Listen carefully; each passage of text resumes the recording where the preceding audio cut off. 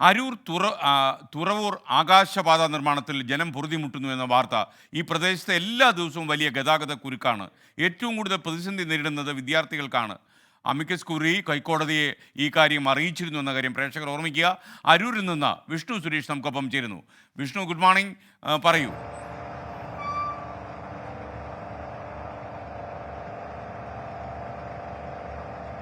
എസ്കെൻ, കഴിഞ്ഞ കുറേ നാളുകളായി സമാനതകളില്ലാത്ത പ്രതിസന്ധിയിലൂടെയാണ് ഈ അരൂർ ദേശീയപാത നിർമ്മാണവുമായി ബന്ധപ്പെട്ട ഇവിടെ യാത്ര ചെയ്യുന്ന ആളുകൾ കടന്നു പോകുന്നത്. വലിയ വെള്ളക്കെട്ട്, എല്ലായിടങ്ങളിലും റോഡുകൾ തകർന്നു കിടക്കുന്നു. മണിക്കൂറുകൾ പിന്നിട്ടിട്ടാണ് ആളുകൾ ഈ അരൂരിൽ നിന്ന് കുമ്പളത്തേക്കൊക്കെ എത്തുന്നത്.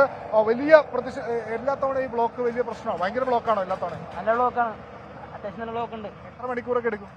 ഞാനിപ്പോ തുറവൂരൊക്കെ പോവാണ്. എങ്ങനെയാലും ഒരു മണിക്കൂർ മാക്സിമം, അരമണിക്കൂർ കൊണ്ട് എത്തുന്ന സ്ഥലത്ത് 1 മണിക്കൂർ ഡിലേറ്റഡ് എത്തുള്ളൂ. ഇപ്പോൾ അരമണിക്കൂർ കൊണ്ട് എത്തേണ്ട സ്ഥലം 1 മണിക്കൂറും 2 മണിക്കൂറും ഒക്കെ എടുത്താണ് ആളുകൾ എത്തുന്നത്. വിദ്യാർത്ഥികളാണ് ഏറ്റവും കൂടുതൽ പ്രതിസന്ധി നേരിടുന്നത്. ഇന്നലെ അമിക്കസ് ക്യൂറി കോടതിയിൽ റിപ്പോർട്ട് സമർപ്പിച്ചു.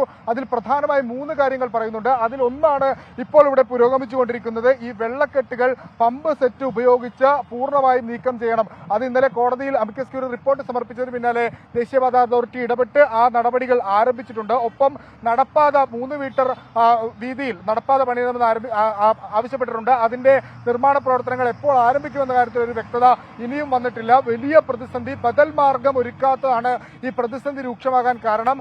വികസനം വേണം എന്നുള്ളൊരു വസ്തുതയെ അവിടെ നിലനിൽക്കുന്നു. പക്ഷേ അപ്പോഴും ജനങ്ങളുടെ ഈ യാത്രാ ക്ലേശത്തിന് ഒരു പരിഹാരം കാണാൻ സർക്കാരോ NHAയോ തയ്യാറായില്ല. അതാണ് ഈ പ്രതിസന്ധി ഇത്രയും വർദ്ധിപ്പിക്കാൻ കാരണമായത്. ഇന്ന് ജനകീയ സമരസമിതിയുടെ നേതൃത്വത്തിൽ ഈ റോഡ് ഉപരോധം ഉൾപ്പെടെ നടത്തുന്നുണ്ട്. അതിനുശേഷമെങ്കിലും സർക്കാർ ഈ വിഷയത്തിൽ കൃത്യമായി ഇടപെടുമെന്നാണ് ജനങ്ങളുടെ പ്രതീക്ഷ. വിദ്യാർത്ഥികൾ വലിയ വലിയ പ്രതിസന്ധി നേരിടുന്നുണ്ട്. അവർ പ്രതിഷേധവും രേഖപ്പെടുത്തുന്നു. സ്കൂളിലെത്താൻ ഒരു പീരീഡൊക്കെ കഴിഞ്ഞിട്ടാണ് വിദ്യാർത്ഥികൾ സ്കൂളിലേക്ക് എത്തുന്നത്. അങ്ങനെ ആകെ മൊത്തം കുഴഞ്ഞു കിടക്കുകയാണ് ഈ ദേശീയപാത നിർമ്മാണം. കൃത്യമായ ഒരു പ്ലാനിങ്ങോടുകൂടി ഇത് നടപ്പാക്കേണ്ടിയിരുന്നു. പക്ഷേ അതിൽ സർക്കാരും NHAയും ഒക്കെ പൂർണ്ണമായും പരാജയപ്പെട്ടിട്ടുണ്ട്.